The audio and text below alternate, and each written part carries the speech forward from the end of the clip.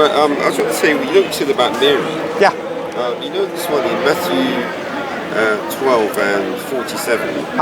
It says, then one said unto him, Behold, thy mother and thy brethren stand without, Yes. desirous to speak with thee. Yes.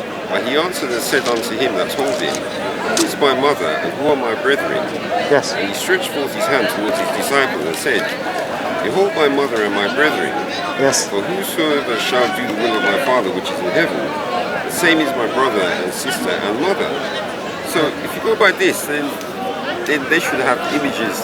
People should be kissing images of the apostles as well. But we do. Oh yeah.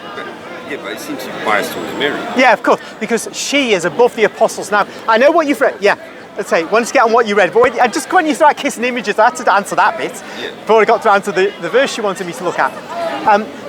You see, the family,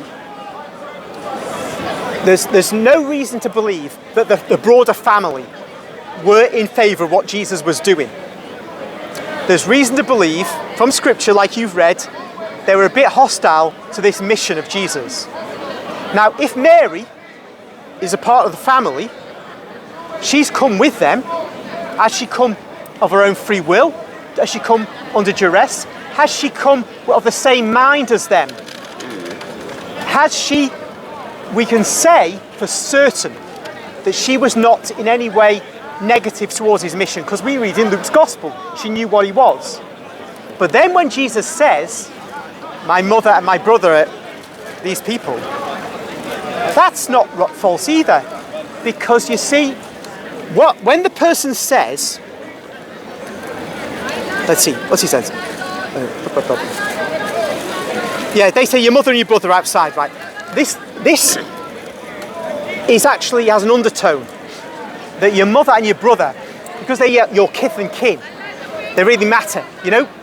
In Middle Eastern society, in all traditional societies, family blood is really important.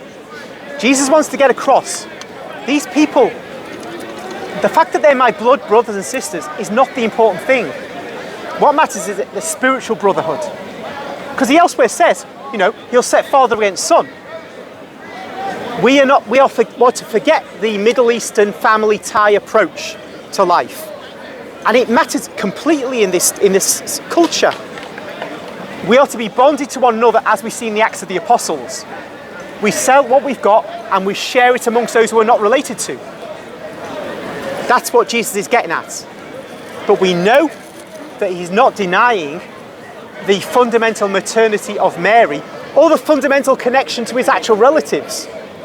Because James, we know from Eusebius, becomes the head of the church in Jerusalem. And that can't be by somebody just rolling the dice. That was deliberate, I think, because Jesus knew that family ties matter, and somebody in Jerusalem, right there where people think about kith and kin, somebody will only have authority with the Jews who is seen as a relative of his. So James is who Jesus wants to be, the head of the church in Jerusalem. So he's that head because of family. So yeah, on the one hand, family doesn't matter, but Jesus is prudence. So if we take prudence as one reason to say it matters, the fact of his love for his mother and her for him, and the special role she's been given by God as the angel Gabriel decides, that's another reason to say, yes, she's special, and we'll kiss pictures of her till the cows come home. Right, the interesting about it is that, so when you read in the Bible, you don't see anything specific relating to Mary. So, you sure? So if something was supposed to be so important, and especially the reverence of the images of the apostles and Mary, etc. It's almost like God forgot to tell the apostles to mention this even once. Well, my friend did refer to the Magnificat, which is where Mary goes to Elizabeth when she's pregnant. He said all generations will call me blessed. Yeah, but not Who is going to be the next that's good question, but let me finish off with this guy, because I'll lose my thread if I start talking about that right now.